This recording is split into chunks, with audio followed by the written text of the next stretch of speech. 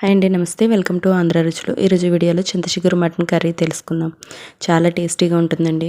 చింతచిగురు mutton combination చాలా బాగుంటుంది. ఒక్కసారి డెఫినెట్గా ట్రై చేయాల్సిందే. ముందుగా స్టవ్ పై కుక్కర్ పెట్టుకొని అందులో ఒక 2 టేబుల్ స్పూన్ల ఆయిల్, ఒక పెద్ద 2 ఉల్లిపాయలు తీసుకొని చిన్నగా కట్ చేసి ముక్కల్ని గోల్డెన్ కలర్ వచ్చే వరకు వేయించుకోవాలి. ఇలా వేయించుకుని ఉల్లిపాయ ముక్కల్లో ఒక 4 పచ్చిమిరపకాయలు పొడవుగా చీరుకొని ఉల్లిపాయలు వేసి మగ్గబెట్టుకోవాలి. ఇది 1/2 kg మటన్ అండి. మటన్ శుభ్రంగా కడుక్కొని ఈ వేగిపోయిన ఉల్లిపాయల్లో ఈ మటన్ వేసుకొని వేయించుకోవాలి. మటన్ బాగా వేగాలండి. బాగా వేగితేనే మటన్లోని నీచు వాసన అంతా పోయి నీచు వాసన ఉండదు, కూర చాలా బాగుంటుంది.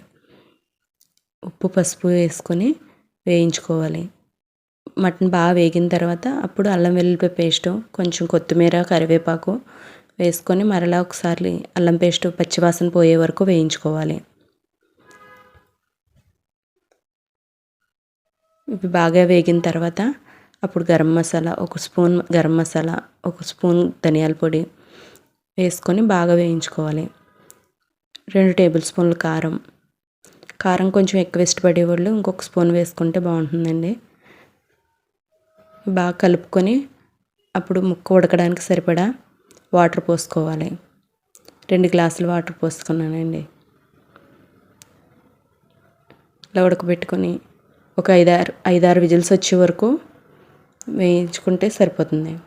ఇప్పుడు అలా బాగా ఉడికిన మటన్లో చింత చిగురిని శుభ్రం చేసుకొని చేత్తో బాగా నలుపుకోవాలి. మిక్సీ పట్టేస్తారు చాలామంది. మిక్సీ పట్టి కంటే ఇలా చేత్తో నలుపుకొని కూరలో వేసుకుంటేనే టేస్ట్ చాలా బాగుంటుందండి. మిక్సీ పట్టింది వేరే టేస్ట్ ఉంటుంది. ఇలా చేత్తో మనం నలుపుకొని వండిన కూర టేస్ట్ వేరేగా ఉంటుంది. ఇది డిఫరెంట్ ఫ్లేవర్ వస్తుంది, చాలా బాగుంటుంది. ఒకసారి డెఫినెట్గా ట్రై చేయండి. కర్రీ మీకు కూడా ట్రై చేసి ఎలా వచ్చిందో కామెంట్ చేయండి. చింత చిగురు వేసిన తర్వాత పెద్ద ఎక్కువ టైం పట్టదండి. ఒక్క 10 నిమిషాల నుంచి ఉప్పు చూసుకొని కారం చూసుకొని సరిపోకపోతే ఈ టైంలోనే ఉప్పు కారం అడ్జస్ట్ చేసేసుకొని, పులుపు అంతగా అనిపించకపోతే కనుక ఒక చిటికెడు నిమ్మఉప్పు ఉంటుంది కదండి, నిమ్మఉప్పు వేసుకొని పులుపుని అడ్జస్ట్ చేసుకోండి. దించేసుకోవడమే.